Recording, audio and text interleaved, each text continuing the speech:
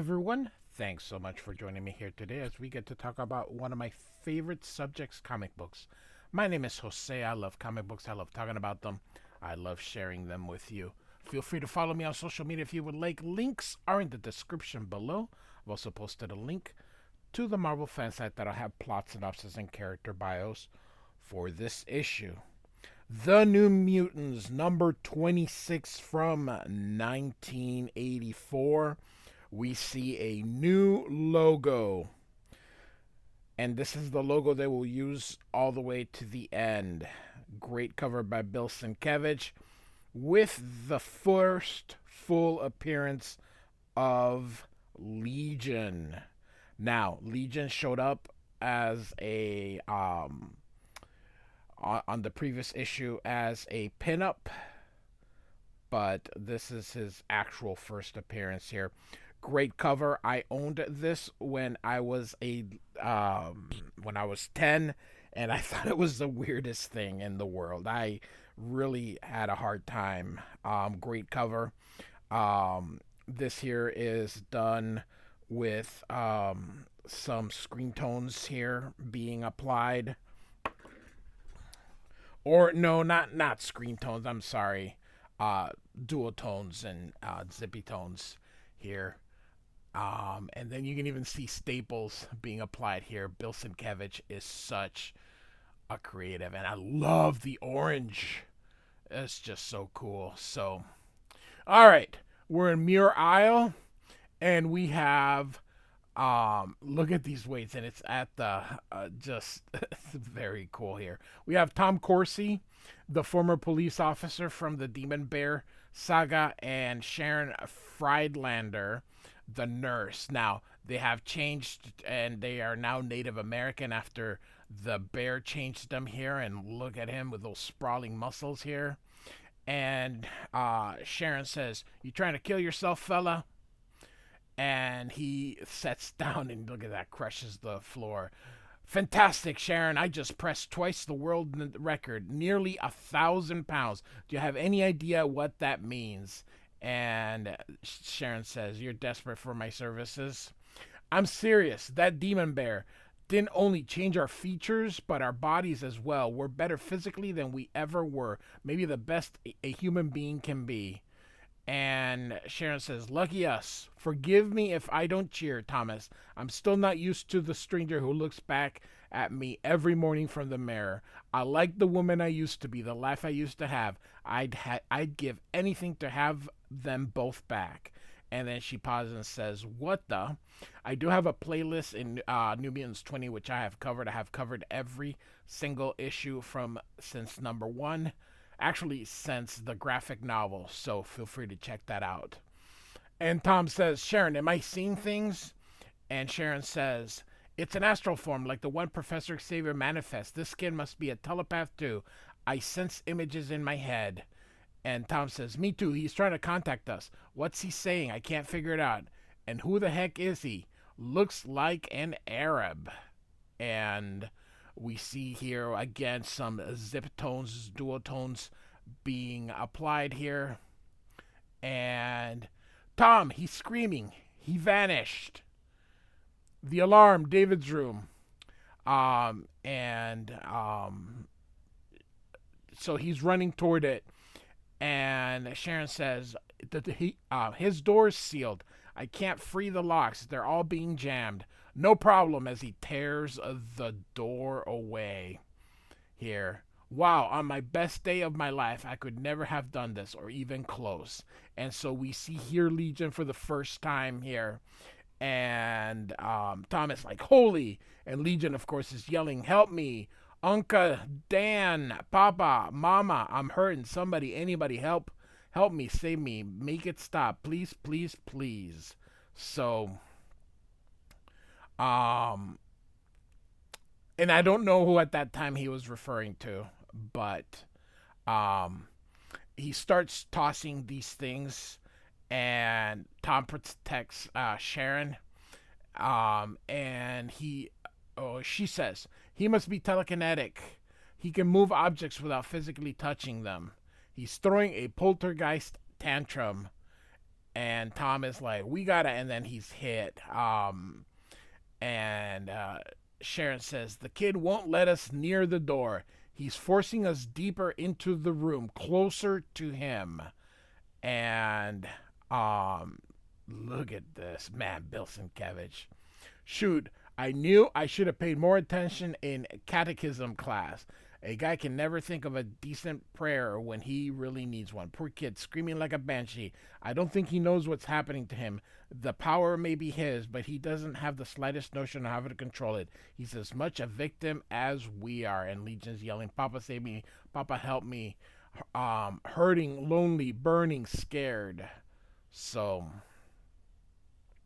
and so you see here, and then Tom says, Sharon, you're a nurse. Can you do anything? And he says, sedate him, maybe. But all medications are outside. Thomas, his hands, they're burning. And you can see here.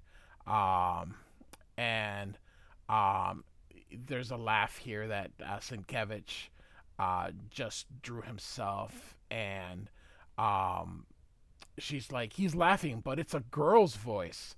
So now we know why he's called Legion. And Thomas like, I don't like the way he's looking at us. Why us, Lord? Ain't we been through enough? First that demon bear, now this. It ain't fair. And so we have the title, Stan Lee Presents Legion. And so we're going to have a double page spread here. And you can see an explosion. And now the next morning here. So I'm going to make this a little bit bigger. Here we go. It makes it a little easier. So here's the explosion here. So now the next morning you can see the Blackbird coming through. And here is waiting, oh my gosh, Moira McTaggart. And so a moment of triumph and tragedy in the lives of Professor Charles Xavier and his novice students, the New Mutants, is chronicled by Chris Claremont, writer, Bill Sienkiewicz, artist, Glynis Wein, colorist, Tom Orzechowski, letterer, and then Anna Senti and Jim Shooter finish up the editing here. Oh, look at this beautiful drawing. Man, Bill Sienkiewicz is amazing. So, one quick thing here. I'm just going to read this paragraph here. Years ago, when she walked out of Charles Xavier's life without explanation, she broke his heart. As she hurt him as badly as a person could. Today, she fears she will do worse. And so, here comes the X-Men. You can say, no, sorry, the X-Men. Here comes Professor Xavier, and Banshee is here, and then the New Mutants, and then here's Warlock here. His inks are so messy, but just beautiful here. And so we've got Doug Ramsey, who will be called Cypher. Then, of course, we got Warlock. We got Danny, Mirage. We got Banshee here. And, of course, we got Rain Sinclair, Wolfsbane. And then Professor Xavier, and then Moira here. And she's like, Sean Cassidy is Banshee. Used to be with the X-Men. Welcome home, my love. And so, you rogue, I was afraid I'd never see you again. This is right off X-Men 193. I also have a playlist for the X-Men, and I have something called the X-Men Family, where I lump everything together all in reading order. And Banshee says, I confess, darling, I had doubts myself. It's good to see you, Moira. Better still to hold you. And Rain was going to hug Moira, and she's like, lady, and then when she's paying attention to Banshee, she's like, Moira. And so look at her as she walks away. She's forgotten me, and why not? Banshee's the one she loves best. And then she's thinking here, stop this, crybaby. And you see Warlock kind of not really saying something here, but and we continue with Rain here. You're not alone anymore. You're the truest of friends in Danny and the others. I know all that. I know I shouldn't be jealous. It's wrong and wicked, but friends aren't the same as a mother. I never had one till, and then Moira is right behind her. And she's like, Lady Moira. And McTaggart's like, what kind of a greeting is that? And over here, Cypher says, hey, Danny, what's with Locke? And Danny says, "Beats me, Doug. You're the linguist. You figure out what he's saying." And so, did you think I'd forgotten you, Poppet? Don't be such a wee silly. I was only saving the best for last. Sean's my man, but you're my daughter as much as if you were my own flesh and blood here. And see here from Warlock. And Danny says, "There's a pattern to Warlock's chirping." And Xavier speaks telepathically. He says, "May I might speak with you?" And she's like, "Of course." "Are you all right, love? You don't look well." And he says, "I was about to ask you the same question." And Moira replies, "It's been a rude week. I've had some problems with a patient. That's why I called you." And then Danny figures out the Blackbird. And she's like, "Oh, brother." And Warlock is talking to the ship. "Self wishes to express thanks to you, noble entity, for transporting Self and companions to this habitat. It's a shame you cannot change shape like Self and accompany us further. Self will visit you from time to time if you like, so you will not be lonely. Goodbye, Blackbird. Goodbye." And so, real quick here, we have some more zipitones and duotones being applied here. And so, if you have a question on how these things worked, check out some channels. So look it up on YouTube. Cartoonist Kayfabe had a thing where he showed you exactly how to use the duotones. So, Doug Ramsey asked, "What was he doing?" And Danny says, "So help me, Doug. He was talking to the Blackbird if it was alive and intelligent as him." And Cypher continues, "That's great, Danny. I can't believe how my life's changed since summer. I discovered I'm a mutant. I meet real aliens, travel to the far side of the galaxy and back. I saved the whole world. It's been one adventure after another. I can't wait to see what's next." And she says, "That makes one of us, pals." And so here's the multiple man, James Madrox, and introduces himself. Doug gives him a good firm handshake, and he splits into the multiple man. And Madrox says, "Didn't mean to startle you, Doug. Whenever I'm hit, I create duplicates of myself, so take it easy with those hearty handshakes, okay?" And so Danny kind of laughs. I can see her laugh, even though you can't see her face. "Can't wait to see what happens next." And so Moira now talks to Xavier, and she says, "The other night the alarms went off. Tom Corsi and Sharon Friedlander were in the lab. Then an explosion leveled the place, and Xavier asks if they were killed. And she says, physically, not even touch. Jamie and I found them in this catatonic state, bodies unharmed, minds completely gone." And Xavier says, "What? Who was the cause?" And from the shadow, "In a sense, I suppose I am." And she says, Gabrielle Haller. Now, if you remember way back in like New Mutants 4, somewhere around there, 4 or 5, this story sort of started, but then it never finished. So this is kind of what Chris has been building on. And Xavier says, "It's been so long. You're as lovely as ever." And she says, "You've become a silver-tongued devil. It's good to see you," says Xavier. "I wish I could wish for pleasanter circumstances." And she says, "My son David is Moira's patient, the reason for your summoning." And Moira says, "He's autistic, has been since he was 10. His schizophrenic withdrawal from reality so complete that no one, not me, not any other physician Gabby has turned to over the years, has been able to reach me." And Xavier says, "Why did you wait so long to call me, Gabby? I could have helped you, the boy, as I did you." And Gabrielle says, "There were personal considerations. I didn't want you involved. Now I have no choice. Help my son, Charles. You're the last hope." And he's like, "I should have been the first." And so Xavier thinks here that perhaps she's embarrassed because they used to be lovers and didn't want to ask for help, so he's not going to pry. And he says, "I'll try, Gabby. I'll do my best." So when I was 10, I thought Madrox was teasing him by keeping the bear away. So, all right. Now we are going to the Massachusetts Academy of the Hellfire Club. And so Empath is going to go see the White Queen. But real quick again, I noticed a lot of zipatone duotones on this issue. So this is Empath here, and the secretary says, "Go right in, Manuel. Miss Frost is expecting you." And so he goes, "You summon me, madam?" And she goes, "Manuel Alfonso Rodrigo de la Roca. How dare you?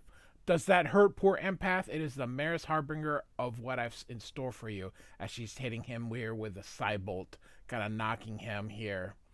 And so your self-indulgent manipulation of Firestar's emotion has quite possibly deprived the Hellfire Club of an invaluable asset. In the space of a day, your cruelty has undone years of work. So real quick here, it's X-Men 193, which I have covered, but I've also covered, even though it hasn't come out at during that time, the first two issues of the Firestar Limited series, which actually is a prequel.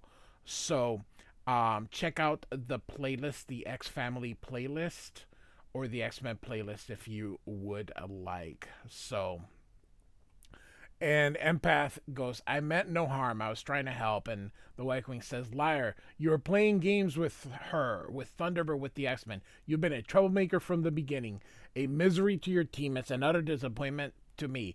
And boy, have I had enough." And so you can see he starts using his power. "So, Majesty, have I. Nobody addresses a De La Roca in such a manner. We do not obey. We are not lackeys. We command. Let us see if your vaunted sight talents can protect you from my empathic powers as I turn your rage to love." And look at Sienkiewicz here using that here. So, and you can see the White Queen now flirting with him. "I did not expect such resistance, nor I, in truth, so little. I thought I would be paralyzed with terror. Others have made the same mistake. I can make you do anything, my dear darling Emma. Nothing in your life, including your life, is as important as making me happy." And she's about to kiss him, you think, and then she stops. "Oh, really?" And then he's like, "Ugh! Arrogant fool, to think me so easily beaten. It is an act, dear darling Manuel, to test the limits of both your power and ambition. I could kill you, snap your neck like the proverbial twig, and believe me, boy, I'm tempted.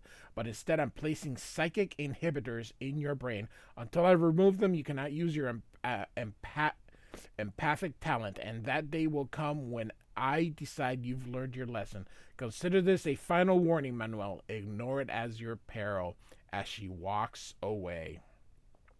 And so back in Scotland here, the New Mutants are going to town, and Warlock kind of turns to human to so he kind of blends in, and the seagull goes to him, and so he touches it, and of course it transmutes to the organic, which he of course eats, and the energy. And then she touches him and goes, "Are you crazy pulling a stunt like that? What if somebody saw?"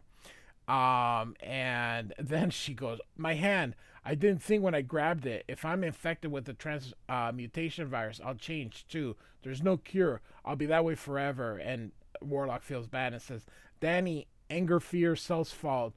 No need. Touch did no harm." And Cypher's like, "Locke, don't you freak. Calm down, fella. Relax, both of you. It was an accident. Everything's going to be okay." And Rain is like, "For mercy's sake, Locke, shape shift back to human." And so Warlock feels bad, and Rain feels bad for the bird, which is funny because she eats chicken. So, and Warlock is like, "I can give him energy and reanimate it." And she's like, "Oh, would you please?" And suddenly Reverend Craig shows up. He's the one that raised her. And he's like, "Leave this place. You didn't belong here among true people." And of course, the Danny's like, "Go away." And he's like, "Hold your tongue, Missy. Young brat is a spawn of Satan." And Rain is like, "Don't argue. Let's just go." So, and so back to Muir Isle, and Xavier is in the astral plane, and we have an actual wall here that um, David Legion has built. And look at the bricks. So normally with Sienkiewicz, you see just whatever, like he just does the lines. But here it looks like he measured everything here. I mean, he actually drew these pretty equal. And I'm impressed because when you look at Bill Sienkiewicz, that's not what he does. He just kind of does with this thing, and here he actually drew the bricks. So, all right. So he's trying to see, and so now Legion's face shows up here, but now he's speaking Arabic, and Xavier goes, he is telepathic, and again, some more screen tone. I wonder if this is the same as the one in the previous, or if he just did it again here. And so, and Xavier says, "Good Lord," as Legion blasts him back the astral, and this is a really good panel here, kind of showing him going through with Legion in the middle, and then laughing, and then that explosion coming through as he continues with that maniacal laugh here. So, and so, Gabriel says, David, stop laughing. He's sitting as placidly as before. And Morris says, there was triumph in his voice. He knew what was happening. Charles, he was mocking us. And Xavier says, yes and no. The thoughts directing David's actions seem somehow alien, as if there's a portion of his mind that isn't him. And so he thinks here, my heart's pounding so hard it hurts. I shouldn't be surprised. Callisto warned me that what to expect. I mustn't let others see. They're depending on me. They must know. And again, see the X-Men. And so it says here, back in the United States here in the heart of the Bermuda Triangle, as they like to say, we have Alice E. Forrester, and she hears a scream and assumes that it's Magneto. I always say Magneto, but most people say Magneto, but it's Magnet with an O. It's Magneto. If it was Magneto, there'd be two E's in there. Just FYI. And she goes, sounds like he's in agony. And so she's going to go see what's wrong, and look at that. He is lifting his bed. So would his bed be made out of metal? And so he's going out the window, and below you can see the sea is raging. And this is what I mean. He did that wall and did all the bricks, and then here he's just like, so. And so she goes through. He's having a nightmare, and she's going to try to wake him up. And once he does, the bed falls here. And she's like, don't be afraid. My power will protect us here. And so she says, you had a bad dream. He says about death and resurrections. I've died tonight, I think, if not for you. Twice now, I owe you my life. And she's like, my pleasure. As the two begin to kiss. I don't think much developed of this relationship. So, all right. We're kind of on our way to Magneto. See, I had to say Magneto. Magneto's face turn. So, all right, back in Muir Isle, Xavier sits on this, and here comes Gabby, and kind of giving him a back rub. And so they talk a little bit. She's an ambassador at this moment, and she's hoping to eventually be prime minister of Israel. And then he asks, you never married? And she goes, I only met two men worth the commitment. One died, the other always had other commitments, which is himself here. And so part of her origin is in the, is it X-Men? It's right before the Brood saga. Anyway, so he's saying, she was just patient. He didn't want to force himself upon her. And so there's a lot of exposition here. Chris Claremont loves to do a lot of words, and so we're gonna kind of just skip over this. But they're having a pretty good conversation. Anyway, he says, now tell me about him, especially the trauma that made him autistic. Now I think autism is you're born with it. I don't think trauma um, causes it. So, um, while she gives her story, you see Rain trying to sneak away. She goes, "It's cold. I can even feel the wind through my insulated costume." But she goes through, transforms, and off she goes here, and goes to see Moira. And she goes, "Rain, what are you doing here, puppet? So past your bedtime." And she's like, I." And he goes, I felt, you know, she wanted to see Moira, and she's like, "Cuddle close and give us a hug." She said, "I felt so silly bothering you while you were working to save that boy." And she says, "Don't be daft. David's my patient. He's important to me, but you're my daughter, and I'll keep telling you that till you believe me. You and Sean share my heart. I'll always have time for you and be at least a little hurt when it's not to me. You turn when you're trouble." And she goes, "I love you, lady." And then she stops. "I love you, mommy." And you. And all of a sudden, she turns back to Wolfsbane, and she says, "We're not alone here. Look." And she says, "Charles, get over to the lab immediately. Stay back, Rain. Don't go near him." And so, speaking Arabic again, um, so psychically, and suddenly again, there is an explosion. So, next, into the abyss. Hope you enjoyed this story. As I mentioned, the first appearance of Legion. New Mutants 26 by Chris Claremont and Bill Sienkiewicz. Like and subscribe. I do thank you for listening. Goodbye.